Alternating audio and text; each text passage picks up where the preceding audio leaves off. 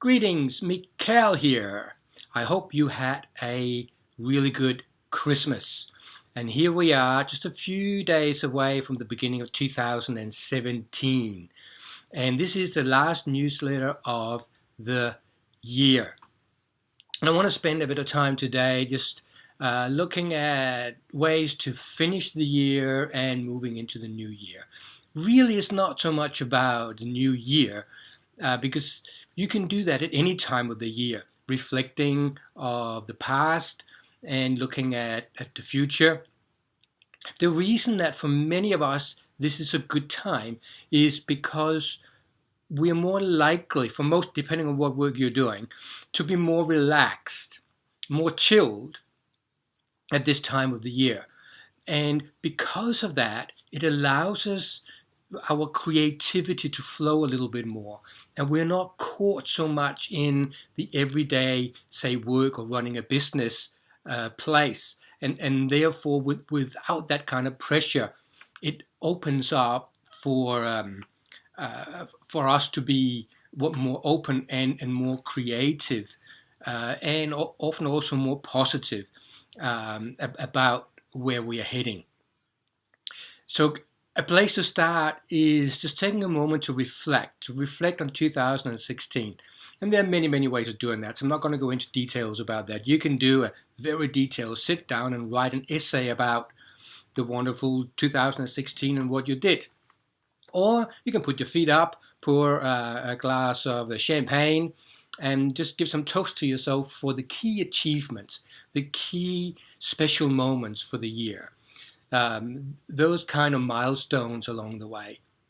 And the reason for this is that it makes you feel good. And when you're feeling good, your outlook on the future is going to be different. Not only that, when we are feeling good, we're giving off the energy of good and goodness, or feeling great. And with that energy, we're far more likely to see the true potential that we have and what we can create in the future. Whether the future is a year or a week or some month or 10 years really doesn't matter.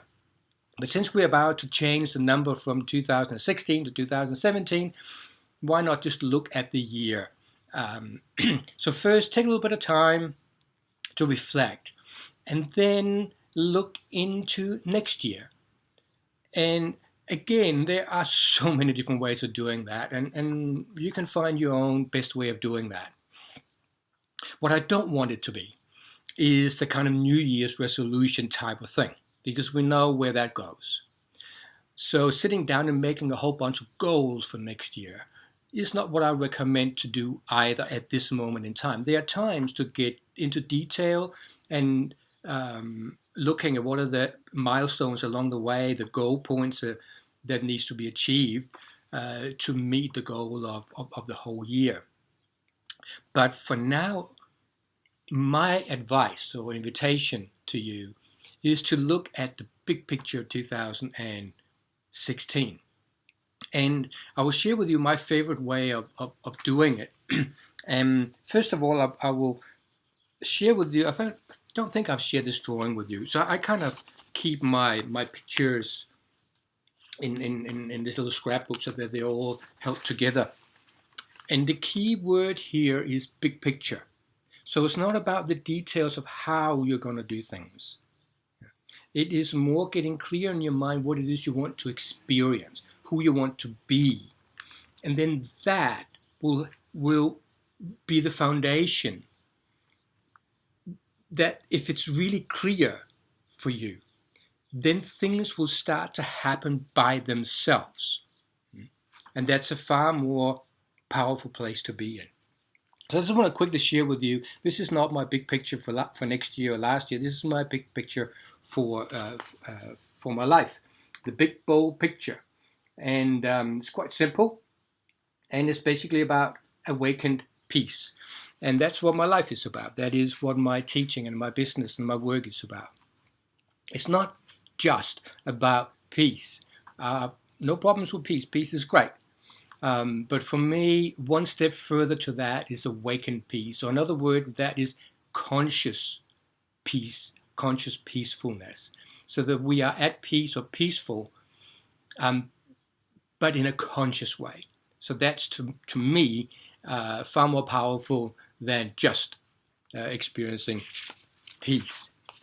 Now I want to share with you, and I shared this with you in a video earlier this year. I can't remember exactly when I made this, but it was early in the year. It was my big picture for 2016, and you may recognize it.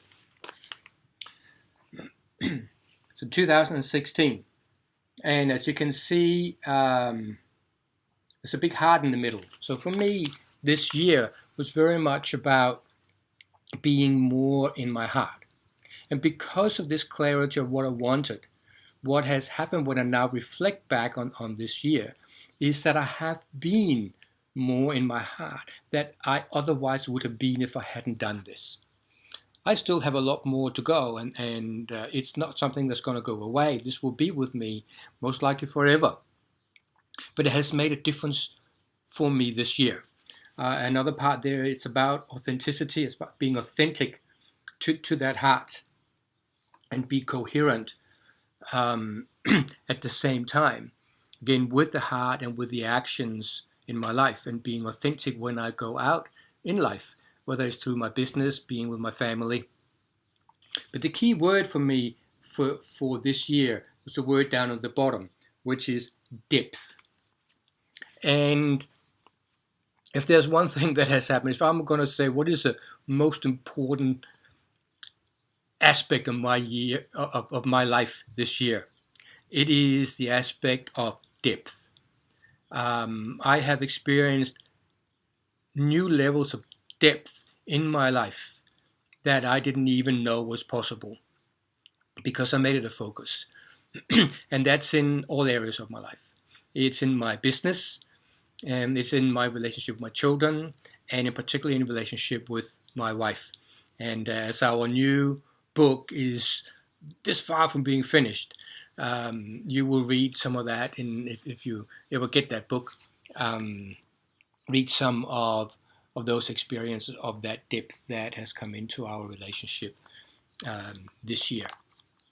So this is my invitation for you for getting ready to move into 2017 in the most powerful way you can, which is not being bogged down in details, not head down, ass up kind of thing, trying to get as far as possible, but it's more this. And I suggest that you get a piece of blank paper, whatever size you want. You may not want to go and get a book like that, but it's just one way of doing it.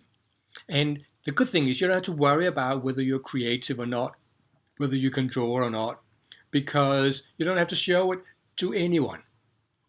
So the quality doesn't matter. What matters is that you take and invest that time in sitting down and in a creative, artful way,